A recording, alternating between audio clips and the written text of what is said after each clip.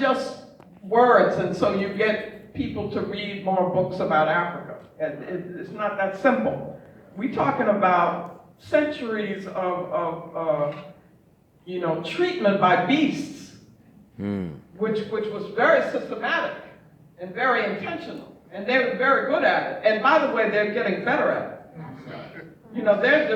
They're really developing their whole social engineering process, so that it happens in subtle ways now. There's no chains on our legs or our wrists, but the methods that they are using to brainwash us, I guess you would call it, we think we're having fun. We think we're relaxing. These are the things that we do for fun. Those are the very ways that they are using the so-called social media, for instance, the games. Those are affecting the neural pathways. Anyway, let me go on. Where am I at? Okay, only through the ones I said that. Okay, that's the only way we're going to be able to erase the effects of Ma'afa neural pathways to rewire our brains. Got it? For African sovereignty, and create the African-centered developmental spaces, which is what Baba Kobe called for, which allow strong African sovereign consciousness, or his strong ASC, to become dominant in our genetic makeup. You see, these things have to become part of our genetic makeup. Again, that is, the genes are there, but they are dormant, sort of. They are, they have become kind of like, you might say, recessive, but that's not the best word for it. But it is dormant, and epigenetics is about us creating an environment, I think, to make dominant the genes for ASC, if that makes sense. Anyway, it's something to think about. Go ahead. World African sovereignty as context, we have the African survival thrust. AST becomes the African will. The where. The will to be sovereign. Where is a term from Tree. Let's go on. And it's very important as an idea.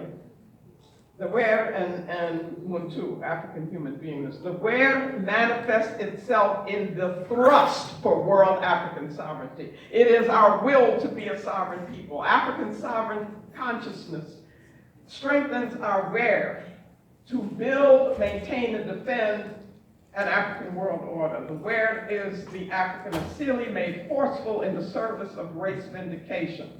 The where is soul force. I don't know if anybody has ever heard of the book Soul Force by Leonard Barrett. It was written in 1974. It's of course out of print, but you should try to get it. Very, very, very important. And he comes forth with this concept of soul force. But that's what we have, y'all. We just need to recognize it and use it. It is unique to African people. The where is the driving force of Africans to be a sovereign people defined in our own terms. This thrust toward African sovereignty is a natural and healthy component of the African personality. So that shows the relationship, next one, to Baba Kobe's paradigm. Muntu, African human beingness, this is African we-ness. That's what Umuntu, Ungumuntu, Ungabantu means, by the way. And I brought that because of a student that I had from Zulu, from Azania. He gave me that, and it was like the most powerful years ago. But that is a person because there are what? People. What does that mean? What it means is that in the African conception, Muntu-ness, human beingness, which is only African, by the way. It's not, you can't say they're human and everybody's human. This is a particular concept of humanness, okay? It's saying that to be that, to exist, you have to be connected to other Africans. If you are not connected to other Africans, y'all, you ain't. You just ain't. Okay? That's what that means. That's very, very powerful. That means that's how we define and understand what it means to be human. We are energies. We are suns. This is what Tata Pukiao tells us. We give off radiations. This is what he says. You got to study his work. You got to study self-healing power and therapy. Study African cosmology, right? He says that we are living suns. And that when we are born, imagine that 5-year-old, when she was born, and she's told every year, every day, that she is a living sun. Imagine how she feels about herself, and how she would prefer that. Okay? Okay. Only Muntu, now this is key, only Muntu has Muela in Gindu. That is soul mind.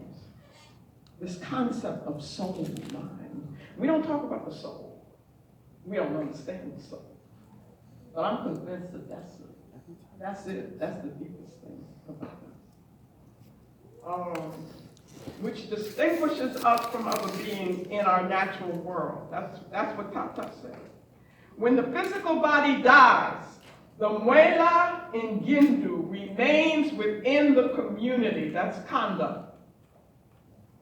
It continues to act and talk through dreams, visions, waves, and radiations. All Africans believe that. They might shove it back and hide it and do all kinds of things to be civilized, what they call civilized, if you go on the continent, right? But all of them believe in that. They know that. They know that's a reality. Next one. Kanda, the African race family. Kanda is our connectedness. And Zinga de Kanda, this is all from Tata Pukiao, is our biogenetic rope which extends to our very first ancestral parents, to all African children yet to be born. Kanda is our family, Buta, communal, national, Inzi, ancestral, Bakundu, racial, and universal inside self. In other words, it's a self on all those levels. Kanda connects us through blood, consciousness, culture, and identity. Identity is our key problem, y'all. What team are you on? What team are we on? Okay, then I have quotes here that you probably don't need, but from Brother Tim, Dr. Moore, from his book, The Science of Melanin, which is outside. Is he here? I know he presented her. Thank you. The origin of blackness is a result of melanocyte functioning. From the beginning of life, melanin is located in a strategic location, the neural crest, to migrate eventually to numerous regions within and outside the body. The properties of melanin can optimize the functioning of our physiological system, and its absence during fetal and or advanced human development can be life-threatening. It is not by accident that our existence begins in darkness, y'all. Darkness is good. Darkness is life. Blackness in the zygote and the womb. Because of the critical role of darkness in the creation, development, and functioning of life forms from the zygote to the vastness of the universe, melanin may be the link between the spiritual and material realms of existence. You can read it yourself. This is from a person who's studying melanin. Not afraid to study melanin. Next one. I think I have more. Melanin can act as a semiconductor to transform energy. Now, melanin is a neurotransmitter. So melanin in the central nervous system, so essential and powerful and important. And here we are talking about, okay, how are we going to learn and relearn to be African, right? Melanin has a role in the following systems, right? Reproductive system, nervous system, endocrine system, visual system, auditory system, and then the skin. Our nervous system and melanated skin are specifically designed to harness energies circulating in the universe. The brain is a transmitting and receiving device for this invisible energy. Now, think about what I said previously about the energy of our ancestral warriors and what they did in their act of confrontation with the enemy on our behalf, and that energy still existed, and us knowing how to access it and the power of that. Think of what is said here by Dr. Moore. Next one. Okay, the application of Baba Kobe's concepts, the process of re-Africanization. My own feeling is that this is, unfortunately, the least talked about part of his work. And it's always been my favorite part. Even I used to talk to him about it. This is what we need to develop further. This is chapter 8. It's even some before chapter 8, but chapter 8 was my big thing. And he gives us ways that this should be applied. Now, obviously, the application of the theory doesn't happen in the classroom. It doesn't happen in the academy, because the academy doesn't allow you to do that. And I'm not talking about what we may be doing in the department at FAMU, which he, did so much to shape. I'm talking about the academy as a structure that comes out of white supremacy domination, which is what the academy is. I mean, the academy comes from Plato, right? So it goes all the way back, and he intentionally was structuring something which promoted a certain way of thinking and said that those people who could think that way should be the rulers. You call them the gold people. That's what he says. Read the Republic of Plato if you want to. I mean, so this is what Baba Kobe talks about. Very concrete. Removal of Eurocentric icons, symbols, and artifacts from the home. I mean, who has power in your home? They have power to put their stuff in your home? What is that? Elimination of non-African names. We must dislodge ourselves from the psychological death grips of our former slave master and conquerors by rejecting and dispensing with their names for ourselves. Now, I'm not saying everybody's done that. I'm not saying that that's the be-all and end-all. I'm not saying that. What I'm saying is that we all have to look at, just like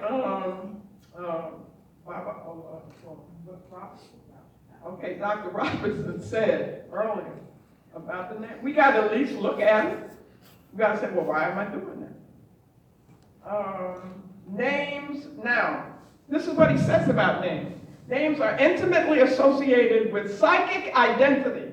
We must confront this issue head on if we are to combat and escape our psychological incarceration effectively. He says this. Now, Tata Fukiao in African cosmology says something about names. He says, your name is the real you. Your moving power towards success. The most important word that you will ever know. It has a radiating power in you and around you. It represents your potential package of kinetic power.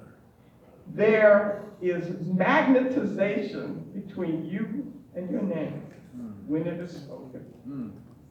In the next quote, he says that we've been incarcerated, we've been enslaved, all of that. We really living in their place that they control. But one thing we can do, we can have our own name. Mama. And we can, and he says, by having that name, whenever it's said, you are imposing our reality on that. Think about it. Let's go on. This is Baba Kobe now.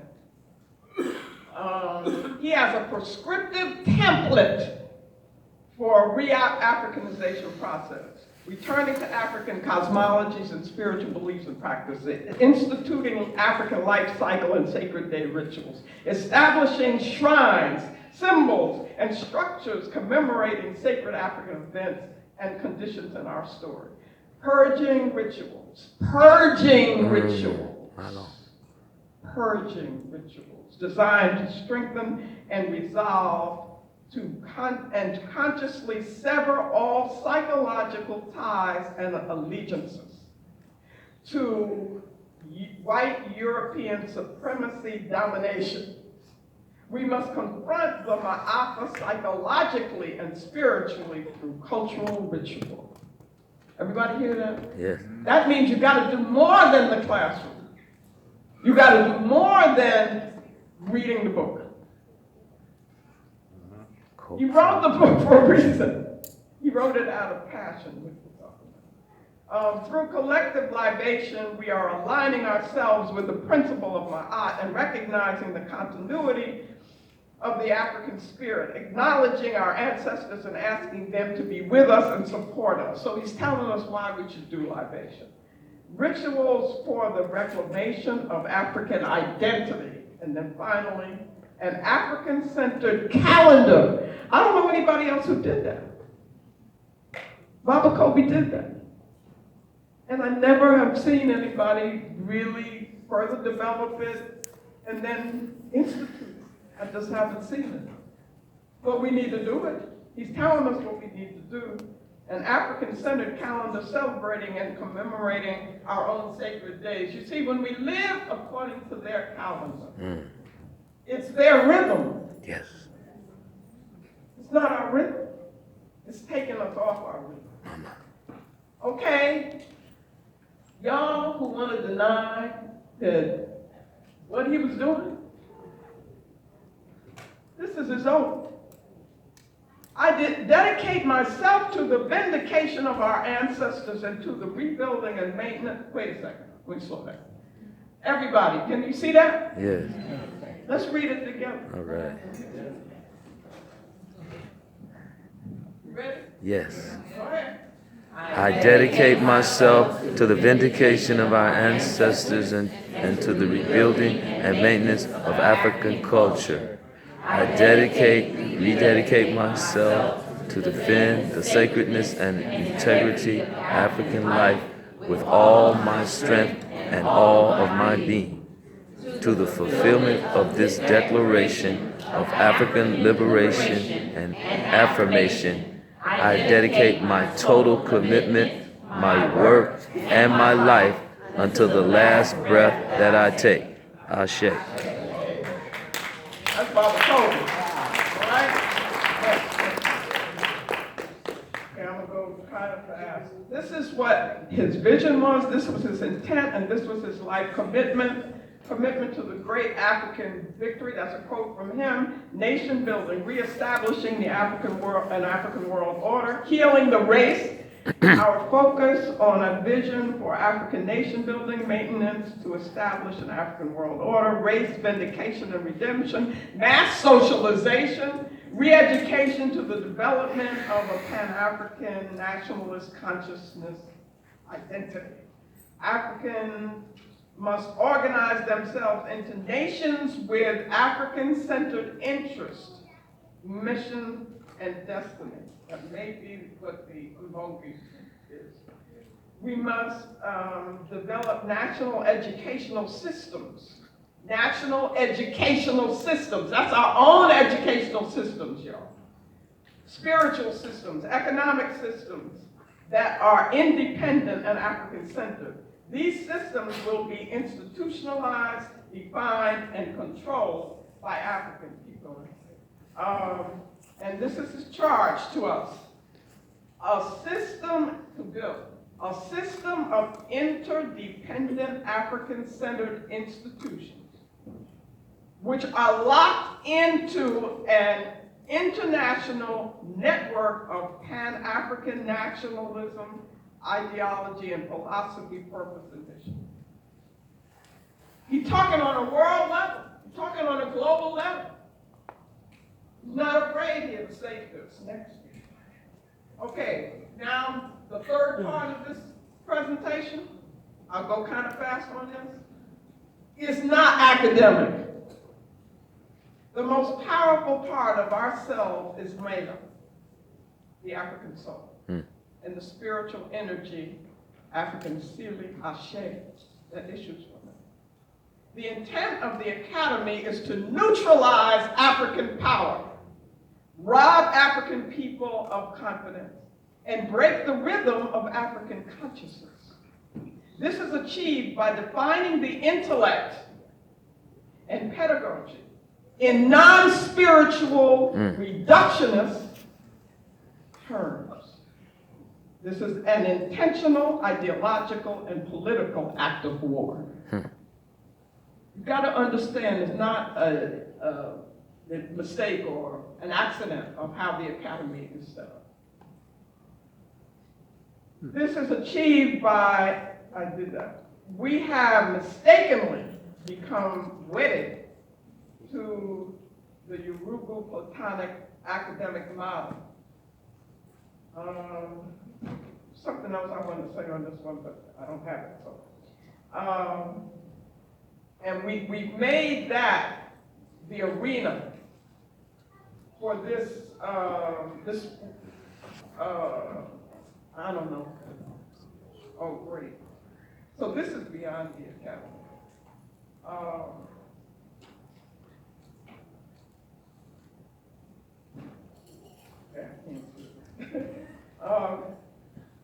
But we can't do, like, this is good what we're doing here, because you're being exposed to ideas, which hopefully will push you, and I'm getting to feel you. But this ain't the place where we're going to do our real solitude work. Does that make sense to anyone? We have to start having, when we get serious, this can't be the war room. Is that clear? Is that all right? Okay. That doesn't mean you can't do good stuff and so forth, but don't confuse that. There's got to be something bigger. Okay? Where am I? The Academy, this is what the Academy does. It promotes denial of spirit, the prevention of African ritual. We don't do ritual in the Academy. It is based on desacralization, that is, taking the sacred out of reality. They don't know the sacred, and they're scared of the sacred. Urugu, does everybody know what Urugu is? Anyway, European, we'll say, for now. Social engineering is a place in the Academy. It is a place of manipulation and control. It promotes the rejection of African-centered socialization. It makes, and one of the ways it does that is it makes what I'm saying here is exoteric, that which should be esoteric. What I mean by that is